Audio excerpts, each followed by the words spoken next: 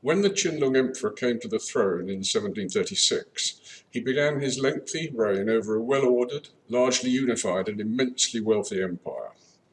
Under the careful guidance of his grandfather, the long-reigning Kongxi Emperor, and his successor, the Yongjung Emperor, the Manchus, seen as barbarian invaders in 1644, had become broadly accepted guardians of Han Chinese culture.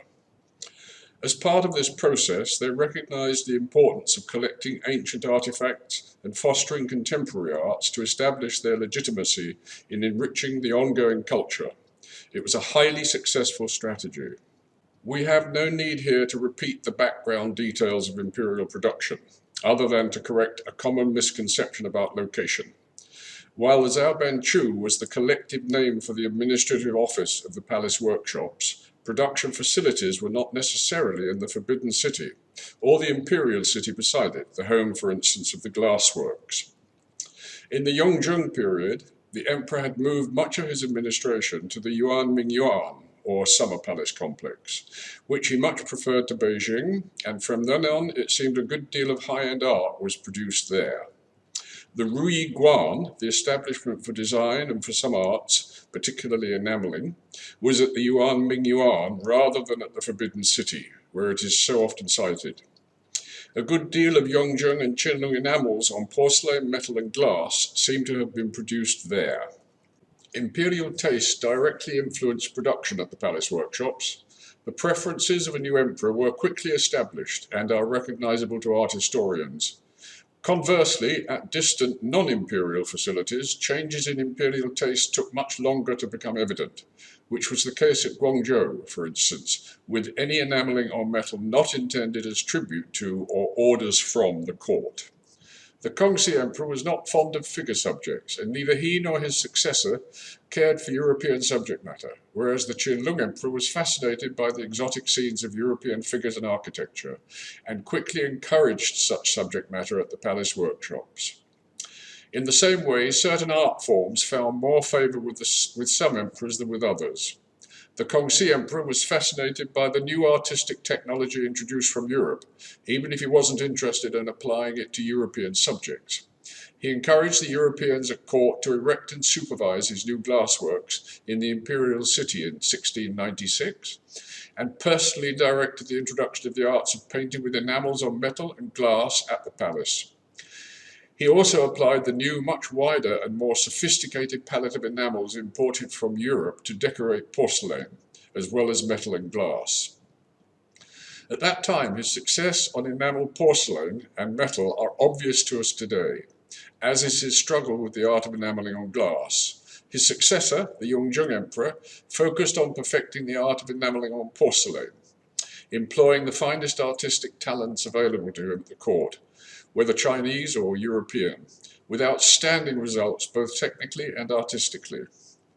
While he continued the production of enamel on metal, it was obviously not with the same passion, and the struggle with the technology of enameling on glass continued, as reflected in the rarity of Yongjung examples.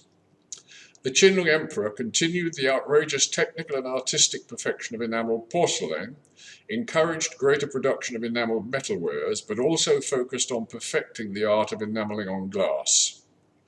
The focus here is imperial enameled glass from the first half of the Qianlong reign. The first point to be made is that enameled glasswares from all three 18th century reigns are much rarer than those on metal or porcelain. The manufacturing process was far more challenging than for porcelain or metal, so consequently the failure rate was much higher. This is one reason why so little enameled glass was distributed as gifts from the court. A very rough estimation would suggest that from the first phase of Qianlong production of snuff bottles from 1736 into the 1740s, the records and surviving wares suggest that there may have been 30 or 40 enameled metalwares for every enameled glass piece, although the ratio is impossible to assess accurately. Surviving palace enameled glass from the first two phases of Qianlong production probably number less than 100 pieces, mostly snuff bottles, and many of those still in the imperial collection. There was a delicate balance between the perfect temperature for firing each of the different enamel colours and the point of collapse of the glass vessel itself. There are a few enamelled glass snuff bottles that were not destroyed or recycled when the bottle softened in the firing and slumped a little, but serious failures would have been discarded. The complications were compounded by the fact that the enamel colours each had their own ideal temperature for bonding with the glass ground, so different colour groups had to be fired separately in descending order of the temperature at which the enamels bonded. Another constraint in production is that the complications are exponentially greater as the size of the vessel is increased, giving a practical limit to what could be produced in the Imperial muffle kilns. The largest piece known is only 18.2 centimetres high, one of a pair of similar vessels produced in the Imperial workshops in 1738 and recorded in the archives of the Zhaobanzhou. Its spectacular nature, iconic status, and well-recognised importance were reflected in the recent price of the perfect one of the two when it fetched a little over 26 million US dollars, multiplying the previous auction record for such objects several times. Another of the most famous pieces, a brush pot decorated with panels of European ladies, held the previous record of a little over 9 million US dollars. Strangely, enamels on glass are only just beginning, and still only sporadically, to attract anything like the attention and values placed on the equivalent porcelain wares. It's strange because the glasswares are far rarer, made by the same group of artists and technicians in the same palace workshops at the same time. It comes as no surprise that the majority of enamelled glass and metal wares made at the court and elsewhere for imperial use were snuff bottles. Snuffing, as opposed to smoking, became almost a Manchu national signifier. The Kongxi Emperor is on record as having given up smoking as a youngster and thus encouraging snuffing for those addicted to nicotine. For obvious reasons, his courtiers followed suit, and from that time onwards few Manchus would have been seen without a snuff bottle to hand. For this reason, snuff bottles were considered just as important, perhaps in many cases more so, than many other products. At the palace, the best court artists were involved in the design and sometimes production, creating what became, in effect, high art, even if on a miniature scale. The complexities in the process and consequent rarity of enamelled glass bottles are reflected in the market response to their occasional appearance at auction. Over the past decade or two, the best of them have tended to sell for between $300,000 and $800,000 US dollars. The exception, by a long way, is the famous and unusually large bottle with European subjects from the Block collection that made an impressive 3.3 million US dollars to one of our members, the Master of the Sanctum of Enlightened Respect, whose foresight and courage are now justified. Prior to the beginning of the Qianlong reign, very little palace enamelled glass is known. 3 dated vessels from the Kongxi period and a single bamboo-formed snuff bottle with a Yongjing mark are joined by a handful of unmarked wares to form our earliest body of works. A steady and focused effort to produce enamelled glass seems to have had to await the influence of the Qianlong Emperor, its zenith represented by the 2 phases of our focus here. The first of these phases, from 1736 probably into the 1740s, consists of highly artistic, painterly wares with relatively thin enamels. The second phase, probably evolved in the 1740s as technical problems of enamelling were mastered, consists of both artistic and technically improved wares, characterized by thicker, more brilliant, gem-like enamel colors, achieved partly by layering of the colors, and presumably requiring a greater number of firings in the muffle kiln. In the first phase, there is only one example of a repeated composition of the same subject, a reliable guide to high artistic intent. During the second phase, we begin to see repetition of favoured subjects and compositions, although they still retain an impeccable standard of artistic merit. Thereafter, in 2 further phases, which will concern us only briefly here, a separate workshop was apparently set up in the Forbidden City in 1767 to train less artistic enamellers.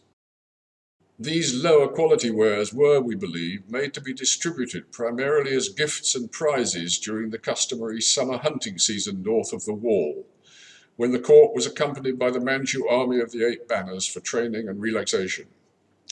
As this group of artists improved both their artistry and technique, the classic ancient moon pavilion wares evolved. leading eventually to the distinctive group with carved relief designs enhanced with enamelling. After the beginning of the group to which the term Guyuxuan is correctly applied from 1767 onwards, the third and last phase of Qianlong Palace enamelling became more complex, but easy enough to follow.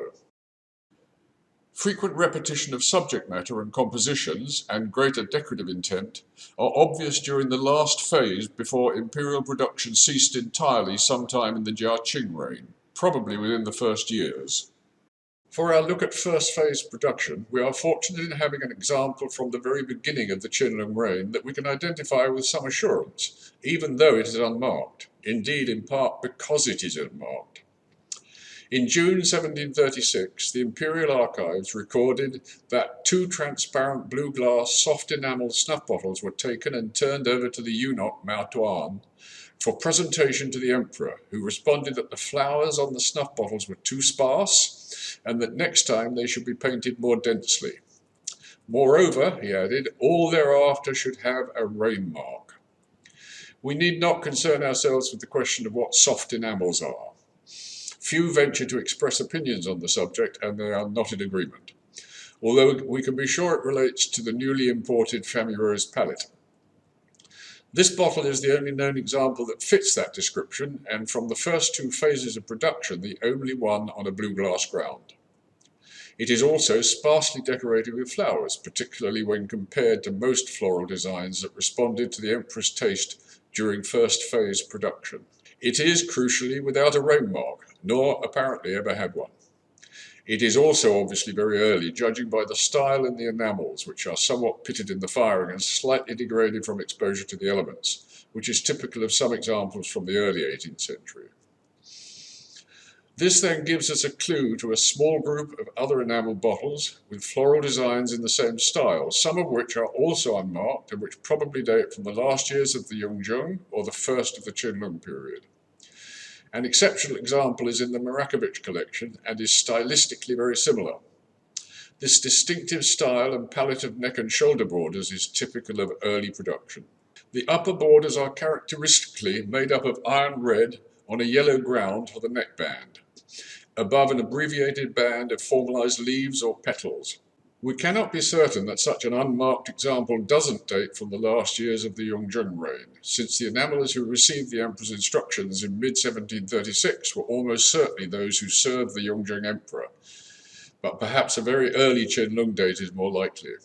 The rain mark that appears on the earliest Qianlong bottles tend to be rather large and calligraphically slightly inelegant, written in regular script, often in a greyish-blue enamel, usually quite thinly applied in a painterly fashion, the thin enamels being typical of the early reign in general. They look as if the writer had little practice with his new reign title. Another distinctive feature is the fact that the 4 characters are slightly offset, the first 2 on the right being placed a little below the last 2 on the left. This phenomenon is also echoed in a series of wheel-cut Qianlong rain marks on imperial glass snuff bottles that can also be dated to the earlier part of the reign and to the palace workshops, although on some of the glass examples it is the first line that is higher than the second.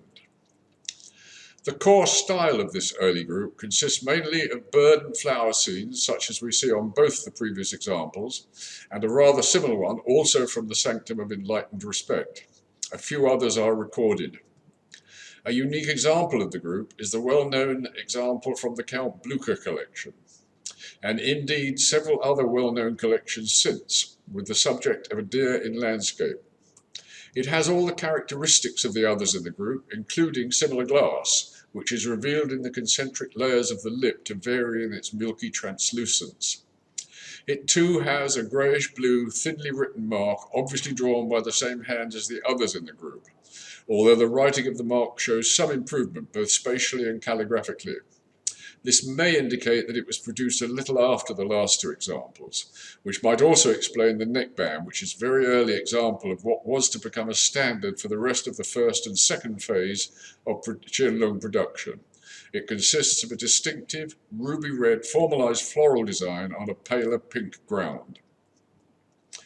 Although we know when the first phase of Qianlong Palace enamelling on glass began, reaching a peak of perfection by 1738, we have only broad indications of how long it lasted.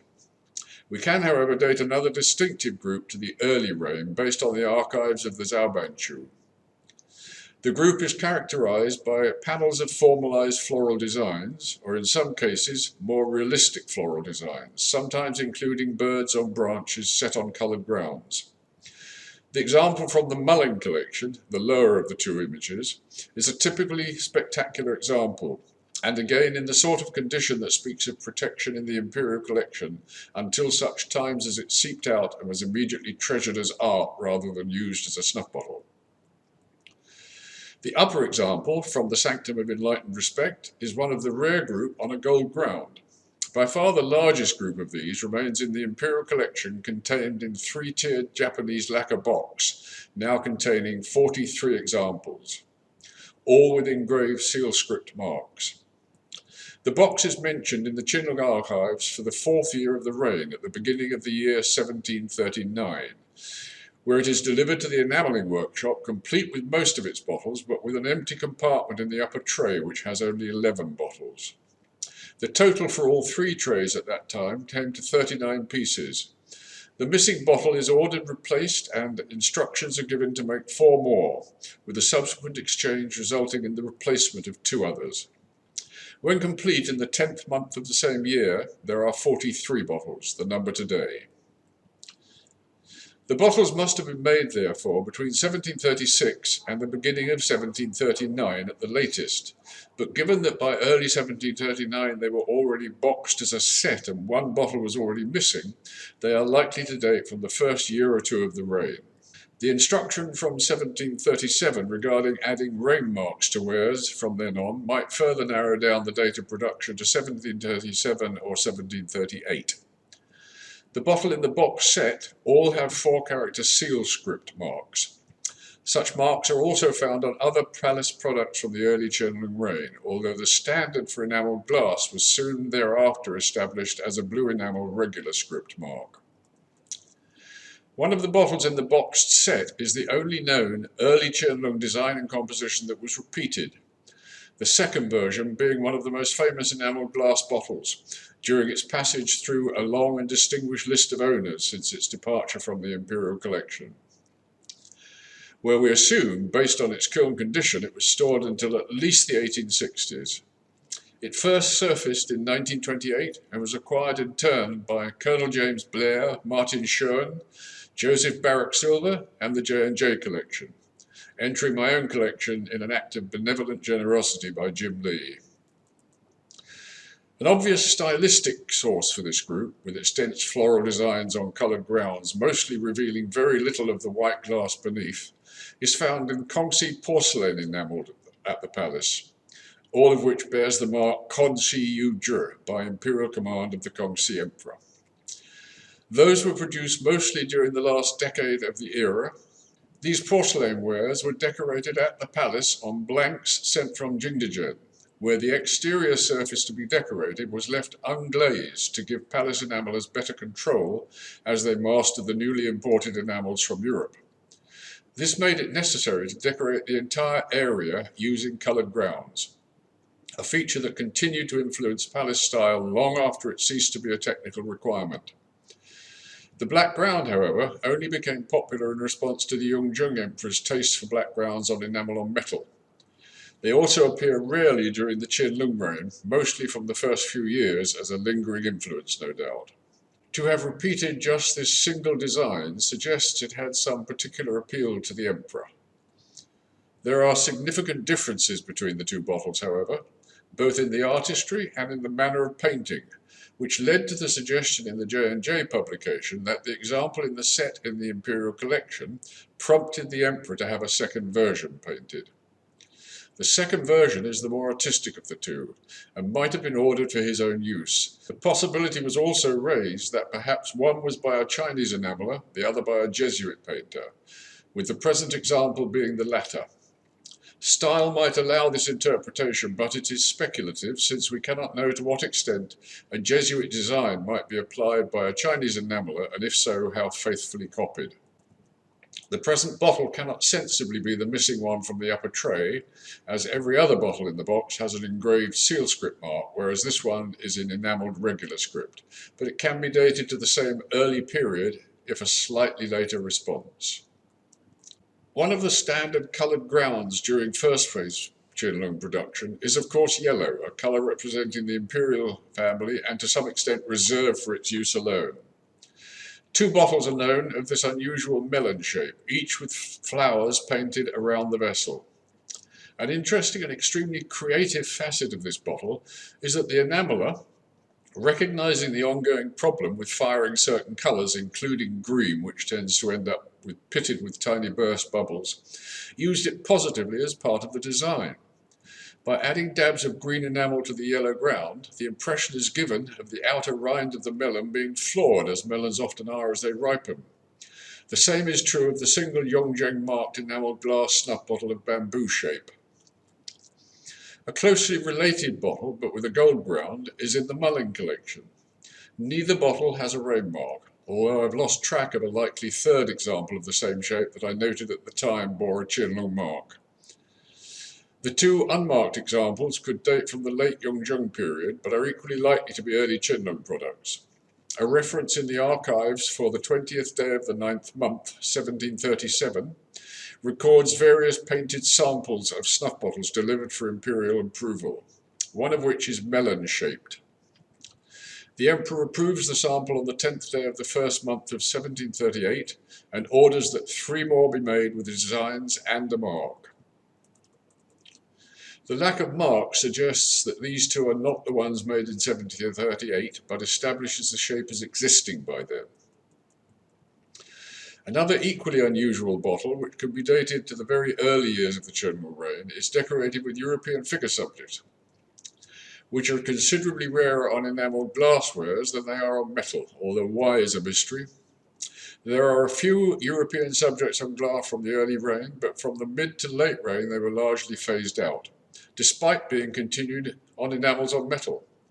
At first glance, this bottle, with its unique border designs, appears to be rather worn, but close examination reveals that it is in perfect condition but has misfired in places, particularly the mark. This may indicate an early date before the enamellers learned how to control the muffle kiln and deal successfully with the temperature differences between the protected foot and the unprotected design when placed in the kiln. Another possibility is that something was amiss with this particular batch of blue enamel, since the other colours have all fired remarkably well for so early a bottle. It probably also dates from the early reign, soon after the first year. These European subjects tended to rapidly fall into stylistic patterns, but this is quite different, with smaller scale figures and a freer painting style. An uncompressed double-gourd form was popular during the early Qianlong period, and not surprisingly, this shape figures significantly in palace enamelled glass snuff bottles. Among them is a set with seasonal flowers, so it is likely that 12 were originally made, although only 7 can be currently identified. 2 remain in the Imperial collection in Beijing. We can tentatively date the set to the early Qianlong, but perhaps not from the first 2 years. There is a tendency for the earliest wares from the period to have larger rain marks, usually filling the available space within the foot, as the enamels came under better control. Marks seem to have become smaller, culminating in distinctively small marks that fill only the centre of the base, as we shall see. This series has a relatively large mark, but hints at the smaller style to come. Another of the series has a similar mark.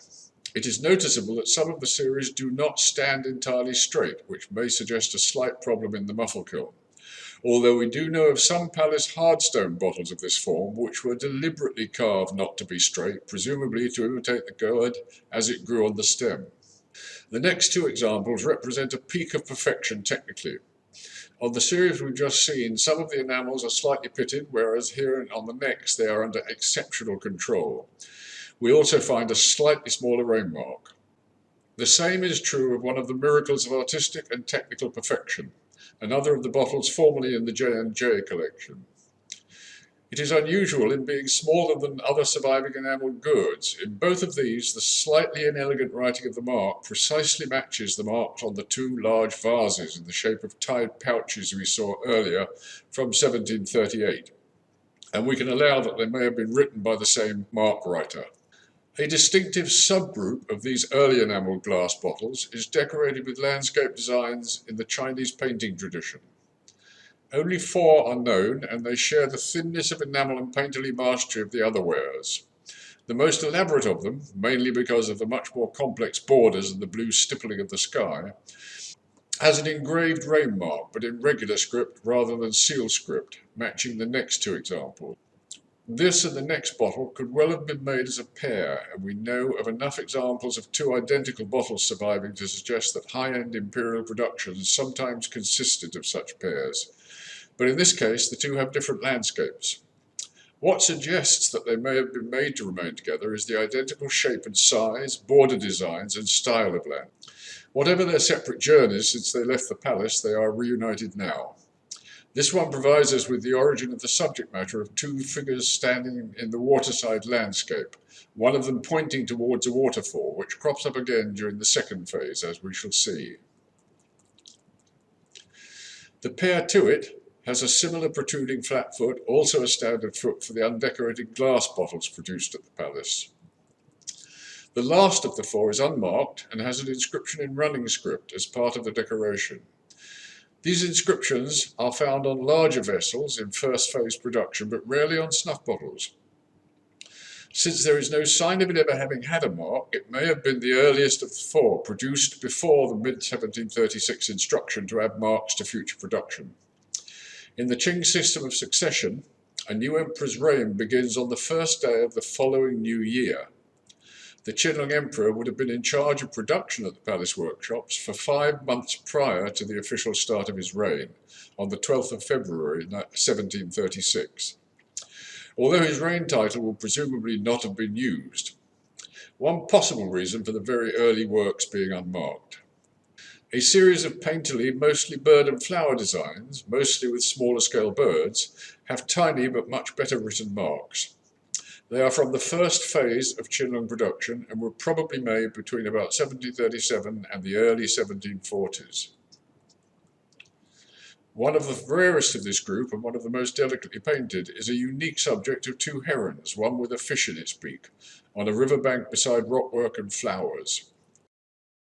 Another of the masterpieces of early production, again from the Sanctum of Enlightened Respect, although perhaps it should be renamed the Sanctum of Enlightened Acquisition when it comes to enamels. It is also of double gourd form, painted with a spectacular scene of butterflies, peaches and flowers. 2 more of the set, with the same unusual and simple neck border, remain in the Imperial collection in Beijing. One decorated with bats and gourds, the other with butterflies, gourds and convolvulus. All have blue enamel rain marks. Although the first phase of Qianlong production probably began in the 10th month of 1735, it is unclear how long it lasted and to what extent it overlapped second phase wares, but we should allow that it did. 2 more entries from the archives are worth noting from the first phase. 2 well-known bottles are another rare exception to the rule that compositions were not repeated for early palace enamelled wares, although they do follow the Imperial rule of occasionally making 2 identical bottles for whatever reason. One was in the block collection, the other remains in the Imperial collection in Taiwan. On the 9th day of the 5th month of the 6th year of the reign, which would be 21st of June 1741 in the Western calendar, we find an order for a box to hold 1 translucent glass square snuff bottle painted with a fisherwoman and 9 other bottles. Since these 2 are the only possible known examples with a square section in Chinese women, the one that is now in the Imperial collection was presumably then to be boxed along with the 9 bottles. These have a neat, relatively small rain mark, allowing us to establish this evolution sometime before the middle of 1741. I've seen photographs of what might be a 3rd example, which appears to have been used to the point of being abused, and, if genuine, may have been excavated. The other reference relates to a water vessel in the form of an alms bowl. There is such a vessel in the France collection, decorated with fish. However, at least one other from first phase production is known. One of them is probably the vessel noted in 1746 in the records, when a glass water pot with painted enamel decoration in the form of an alms bowl is sent to the carpentry workshop to have a matching stand made. We cannot, of course, know how long after the vessel was made the stamp would have been required, so all it proves is that such a vessel predates 1746. The second highly artistic phase of palace enamelling on glass is characterized by far better control of the enamels and their firing in the muffle kiln. This is manifest in thicker, more gem-like enamels in higher relief than was the case in first phase wares. There is also a trend towards more consistently well-written rain marks, generally of smaller size, leaving more space around them on the base of the bottle. Another distinguishing feature between the first and second phase mark writing is that the former were mostly written in thin enamel, whereas the latter share the high-relief gem-like quality of the main decoration. The rain mark on first phase wares felt so flat that they led to my earlier assumption that they were first engraved and then filled with enamel to leave an even level on the base. Since then, we have seen examples where the enamel has been lost from one part of an early mark, and although there was an impression in the glass beneath the lost enamel, caused by the enamel eating into the glass a little in the firing, as it must in order to adhere in the muffle kiln, there was no prior engraving. The marks were just very shallow, perhaps a reflection of the high refinement of the finely ground glass and the choice of the liquid medium with which it was mixed to allow it to be painted. This medium varies, and both oil and water were used at different times. The distinction between two types of marks still holds. It is only our understanding of the process that stands in need of correction. We have no solid evidence as to precisely when the perfected second phase wares began, but with the resources and the enthusiasm granted by the Emperor to the palace workshops, and particularly the enamelling workshops, we suspect it would not have been long before the first phase evolved into the second. We can guess that this would probably have happened at some time in the 1740s. What we do know is that it continued beyond 1767, when the more decorative, far less accomplished enamels involved with the earlier wares designated by the Guye Xuan name were introduced as second-tier palace enamelling. And these, according to one inscription, were made at the Forbidden City rather than Yuan Mingyuan. There are clear signs that the Guye Xuan wares evolved into the far more accomplished wares of the later reign. The characteristics of second phase enamelling were continued, albeit at a less artistic level and to greater decorative intent. From the 1770s onwards, we see clear signs of phase 2 accomplishments being incorporated into the various groups of the last phase of enamelling, including the Guye Xuan wares, at which point either Guye Xuan or Qianlong marks could accompany any style. One of the most frequently repeated compositions for the second phase was a relatively simple but elegant design of flowering camellias and blossoming wintersweet. It is a design that began during the first phase, although probably its latter part, since the example illustrated here has thinner enamels and more painterly style typical of the early wares. The example shown here is transitional between the first and second phases, whereas most of the other examples known are typical of the second phase. One of them is badly damaged and very worn. It was obviously distributed and used. Others were probably kept in the safety of the Imperial collection until the late Qing Republican period. The present example appears to have been used only sparingly, but it does have mildly degraded enamels. It's noticeable in the slight softening and crizzling of some of the colours, something later copies would not have. Although in the past, most of those which are genuinely from the second phase were mistakenly attributed to the master forger Ye Bengqi of the Republican period. Enamelled glass borders from the first phase tended to be simpler than those on many second phase wares, although strangely this was not the case with enamelled metal. Here we see the typical second phase, far more elaborate decorative borders around the neck and shoulders, matched by a simple border around the base. Once we're in a position to look at the series of second phase wares, isolated from the decades-long confusion of our misunderstanding of what Ye Bengqi produced, the distinction between the first two phases is obvious. Most of the subject matter includes flora, sometimes with butterflies or other avian insects, sometimes with birds, usually paired and often with a scene of a chick being fed.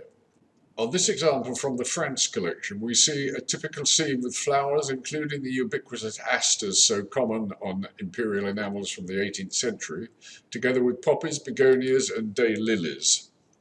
Although paired birds are common enough on palace enamels, only the occasional version on glass or metal depicts magpies as the main subject. Here they are matched with an exotic long-tailed bird of a type that appears more frequently. Some of the finest of the enamelled glasswares also have details such as stippling to indicate sky, or in this case the symbolically significant 5-coloured clouds that appear on other palace enamelled wares. One of the most unusual subjects of a pair of small birds squabbling in mid-air is on a small bottle that until quite recently was thought to be part of the output of Yebeng Qi. But apart from anything else, the subject is unlikely for him and unusually artistic. Ye was a brilliant craftsman rather than an inventive artist of the highest caliber, and his subjects are predictable and copied directly from genuine originals. He tended to favour a few favourite subjects. But another key feature that went unnoticed for years on this bottle is a minor use of gold enamel in the neck border, which Yebeng Qi would have been unlikely to include. As a rule, it seems likely that the use of gold enamel may have been confined to the earlier Imperial wares. It is easy to see why one bottle that did not emerge from the firing process as expected was nonetheless kept and treasured. At some stage during the firing, the temperature in the kiln bonding one of the enamel colours crept high enough to begin to melt the glass body. With the muffle kiln used for enamelling glass, one could watch progress through the open top, but the technician could only remove it quickly once he noticed the problem. Another bottle that spent many decades attributed to Yebeng Qi is the famous and exceptional bottle formerly in the Bernat collection. Although to select any of the best of second phase production as being exceptional is a bit like describing someone as the tallest giant of his day. The next example is one of the small group with the white ground subtly stippled in blue to indicate sky, often just around details of the main subject rather than on all the white ground. They are always of spectacular quality and artistry. This is one of the uncompressed forms popular at the court, including a series of double gourds, cylinders and mei ping, prunus blossom vases. Another example with blue stippled sky is also uncompressed. It is decorated with unusual birds for the medium, but again paired. The most pronounced of these stippled ground enamel glass bottles is an example in the Philadelphia Art Museum, where it shares a cabinet with a spectacular group of Imperial enamels acquired in the early 20th century. The popular scene of a bird feeding its chick on the branch below does not appear on both sides identically as the illustration suggests. The museum provided photographs but mistakenly repeated the same side as the reverse. An identical stroke-for-stroke composition of this nature being repeated would not have happened. In nearly all cases, we can now separate the genuine wares from Yebeng Qi's remarkable copies to get a much clearer picture of palace enamelling on glass. This exercise also makes sense of the evolution of the art form. By recognizing the mid-reign masterpieces that Ye so successfully copied, we see a more sensible, continuous evolution of the art form at court. The progression from the early to the late Qianlong wares is now bridged by a sensible number of wares between the two. Apart from snuff bottles, second phase style is also found on other small vessels, continuing the trend of the early reign. Not unexpectedly, many remain in the Imperial collection, while most of those elsewhere remain in the sort of condition one might expect of little-used objects, probably leaving the Imperial collection after 1860 and being immediately treasured as collector's items. In many cases, with the larger vessels, the style and often even the subject matter exactly echo the snuff bottles, as we can see from one of the better published examples from the Imperial collection. The glass overlaid foot is exceptional here, but since glass vessels would, in any case, have been produced at the same glassworks that made overlay wares, it would have been a fairly obvious option, however rarely exercised. A second small vase appeared at auction in New York in March 1997. Yet again, the two birds form the central theme. A third example, given its context in a snuff bottle collection, has been fitted with a stopper and poses as a magnum. But the inside of the neck is a continuous curve, and although not impossible as a large snuff bottle, it was probably produced as a small vase. All three are decorated with exactly the same range of subject matter as so many snuff bottles, and the style is identical. This example, like the one we just saw from the Palace Museum, has the mark contained within a double square, also suggesting its origins as a vase, since the snuff bottle would not expect to have this feature. Despite having old photographs, there is one more vase of similar subject matter and identical style, which provides one of the clues that allows us to separate genuine wares from those of Yebeng Qi. It is inscribed in running script, or cursive script, with a couplet by the Sung dynasty poet Qianlong. It is about the flowering crabapple and appears as part of an anthology of song poems selected by the Qianlong Emperor sometime between 1772 and 1782 and published in the Sichuan Shu. The poem is followed by two seals, Qian and Long, using the first of the 8 trigrams as a homophon for the first character of the Qianlong Emperor's regnal title, a common imperial usage. This poem does not help us to date the vase, since it demonstrates only that the emperor approved of the poem by 1782. When Yebeng Qi described his output, he favoured the more easily copied regular script and added the seal yin, a meaningless cipher since all it means is seal. Never used alone on any enamelled wares decorated at the palace in the 18th century. Although its use was far from meaningless in helping to separate the genuine wares from Ye's copies, since all 4 members of the Ye family used this same seal on their inside painted bottles and none other from 1900 for more than 50 years. There is one small subgroup of second phase enamelling. 3 are known, decorated with an identical pair of compositions, set in an unusual simulated pudding stone ground. Significantly, what is depicted is the softer limestone material rather than the much harder quartz material often found in snuff bottles. This softer material was used during the Qing dynasty as inlays for furniture and was copied on 18th century imperial ceramics, along with other natural materials such as malachite and wood. We can trace the evolution of these 2 scenes, beginning in the first phase, where we saw in figure 19 a continuous landscape with an open pavilion, various trees and 2 figures, one of them pointing out a long waterfall to the other. Another of the enamel masterpiece in the Sanctum of Enlightened Respect is a rare example of the same subject. It was acquired by Dennis Lowe as being by Yebeng Qi from a dealer whose name I shall not reveal, too embarrassing. Its landscape style is painterly and a reflection of the first phase wares, but with the enamels much better controlled and the borders beginning to reflect second phase style, particularly in the use of red blended into yellow. So it is probably an early link between the 2 phases and certainly before the pudding stone surround group. A second version of the pudding stone surround group shows how the landscapes on all 3 are identical and divided into 2 panels, only one of them following the design of the Menam waterfall we saw earlier. Repetition of compositions, rare during the first phase, becomes more common during the second phase, and still more common thereafter as the enamelling intent became increasingly decorative. Inevitably, however much we may be able to trace general trends as the century progressed, there are anomalies. This rare lotus bud form with a beetle crawling on it probably dates from the mid-reign. The mark is acceptable for the period, but otherwise our main reference point is a porcelain version which may have been inspired by it, which can be dated to the second half of the Qianlong reign. Another bottle from the France collection demonstrates that Phase 2 wares continue beyond 1767, when the Guyuan designation was first introduced. Although style and subject matter are typical of the second phase, it carries a red enameled Guyuan mark. The same is true of the extremely rare miniature bottle, although in this case the subject matter of lotus refers probably to the very early wares of the experimental group where lotus was the predominant subject.